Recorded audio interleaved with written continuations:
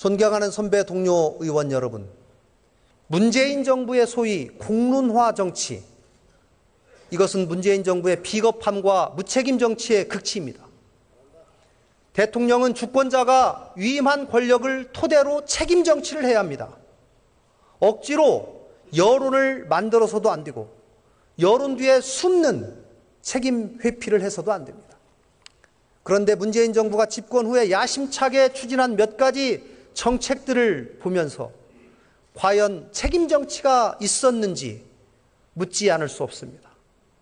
신고리 5, 6호기 공사 중단 문제, 대입정책 공론화 문제, 이런 것들입니다.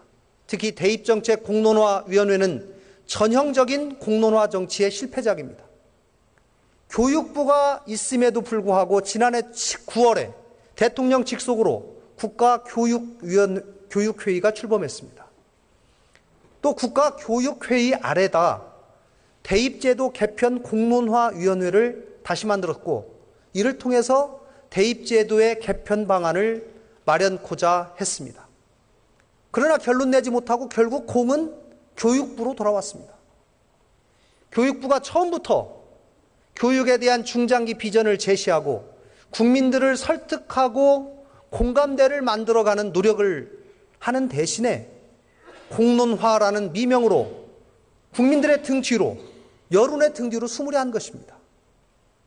그 피해는 고스란히 미래 세대와 우리 사회가 받았습니다. 이제라도 국민이 가장 고통받는 교육 문제의 해결을 위해서 정부는 책임 있는 자세로 나서야 합니다. 문재인 정부가 비겁한 정부가 아니라 국년의 100년 대계를 설계할 책임 있는 정부가 될지를 판단할 시금석이 또 하나 있습니다. 바로 국민연금 제도 개혁입니다.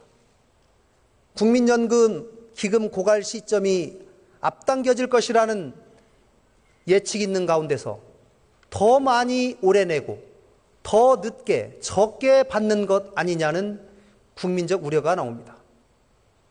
만약 못 받게 되면 정부가 책임지는지도 걱정합니다. 물론 문재인 정부 들어서 뚝 떨어진 국민연금 기금의 운용 수익률을 정상화시키는 것이 최우선 작업이지만 중장기적으로 구조개혁도 서둘러야 합니다. 지금처럼 두면 현재 2030 세대에게는 엄청난 부담을 지우는 대신에 앞으로의 연금 수령 시기의 불확실성은 더 커지게 됩니다.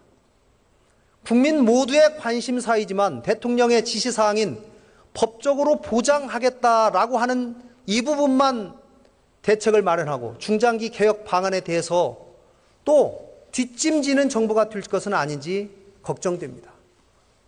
정부와 여야의 국민연금 개혁을 위한 여야정 협의체를 만들 것을 공식으로 제안합니다. 먼 미래의 우리 후손들의 노후를 위한 일에 여야 간의 당리당략을 떠나서 책임감을 가지고 국민연금 개혁 방안을 마련해야 합니다. 문재인 대통령의 용기 있는 결단을 촉구합니다.